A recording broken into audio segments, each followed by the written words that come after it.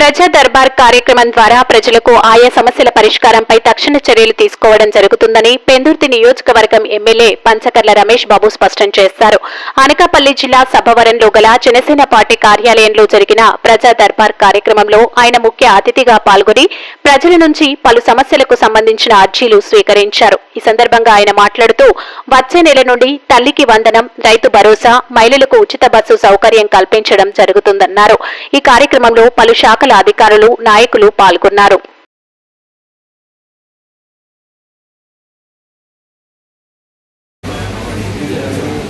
గతంలో ఈ పార్టీ కార్యాలయం ఓపెన్ చేసినప్పుడు ఆ వారంలోనే ప్రజా దర్బార్ పెడతానంటూ ఆ తర్వాత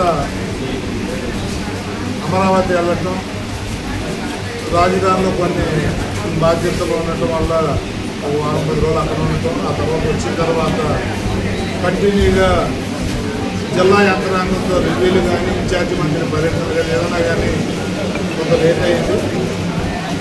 మరి ఈరోజు ఈ ప్రజా దర్బార్లో ఆ అధికారులందరూ, మండల అధికారులందరూ నేను పాల్గొని ఏదైతే ప్రజలకి మండల స్థాయిలో వారి వారి గ్రామాల్లో ఉన్న రెవెన్యూ రిలేటెడ్ కానీ, ఆర్ఎండ్బి కానీ, పంచాయతీరాజ్ కానీ, జిల్లా పరిషత్ కానీ, ఇరిగేషన్ కానీ, ఎలక్ట్రికల్ కానీ, పోలీసు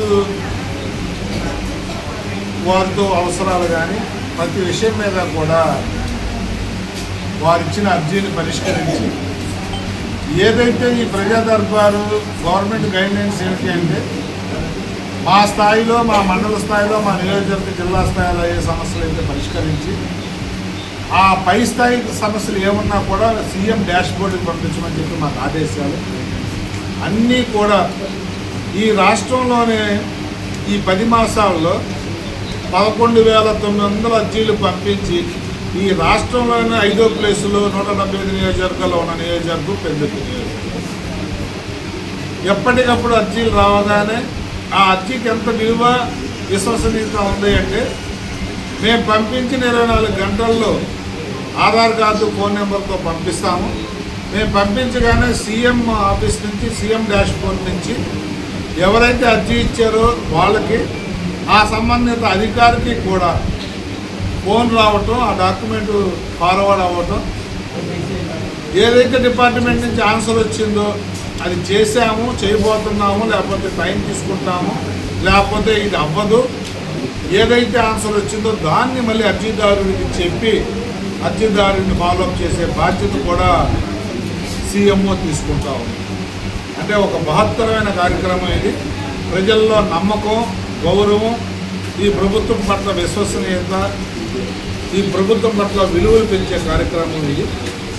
దీన్ని మా అధికారులు కూడా నేను అదే రిక్వెస్ట్ చేస్తూ ఉన్నాను.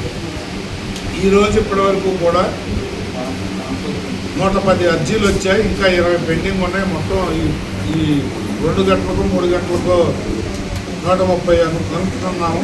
ఇప్పటికీ 87 అర్జీలు తీసుకోవడం కానీ, పరిష్కారం తీసుకు అధికారులు జెండా చేయడం కానీ, సీఎంఓ పంపించడం కానీ జరిగింది. ఇది ఒక చిత్తశుద్ధితో చేస్తున్న కార్యక్రమం.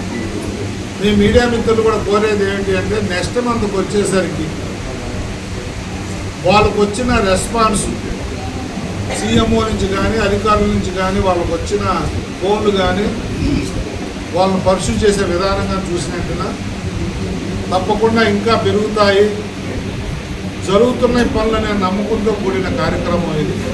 దీన్ని తప్పకుండా ప్రజలందరూ వాడుకోవాలని. తక్షణ పరిష్కారం ఉండే సమస్యలు ఉంటే, ఇప్పుడు ఎలక్ట్రికల్ సమస్యలు వచ్చాయి, ఇంటి మీద వైర్లు వచ్చాయనో, కరెంటు మీటర్ ఇవ్వలేదనో, లేకపోతే స్తంభం అడ్డుగా ఉందానో, లేకపోతే ఇతరతర షాక్ పడుతుందానో, లో వోల్టేజ్ ఉందానో, ఇలాంటివి ఉంటే 2-3 రోజుల్లోనే పరిష్కారం. పుస్తకం రాలేదనో, లేకపోతే సర్వేలో మా భూమి తక్కువ చూపిస్తుందానో, లేదంటే నష్టపరిహారం రాలేదు ప్రభుత్వం తీసుకుంటాను, ఇలాంటివి కూడా మా ఎంఆర్ఓ గారికి ఆదేశాలు ఇవ్వడం జరిగింది. 2-3 రోజుల్లోనే అలాంటి సమస్యలు పరిష్కరించాలి అని చెప్పి. అలాగే ఏదైతే మా చేతుల్లో మండల స్థాయి, నియోజకవర్గ స్థాయి పరిధిలో ఉంటుందో దాన్ని మాత్రం ఎక్కువ టైం తీసుకోము. ఇమ్మీడియట్గా తక్షణమే, లేదు ఒక ఆస్తి తగువలో, ఒక కుటుంబ తగువలో, లేకపోతే ఏదన్నా బెదిరింపులు ఇలాంటివి ఉంటే పోలీసు వారికి కూడా తక్షణమే చర్యలు తీసుకోమని కూడా చెప్పడం జరిగింది. తక్షణ పరిష్కారం ఉంటాయి, మిగతావి కొద్ది టైం తీసుకునేది.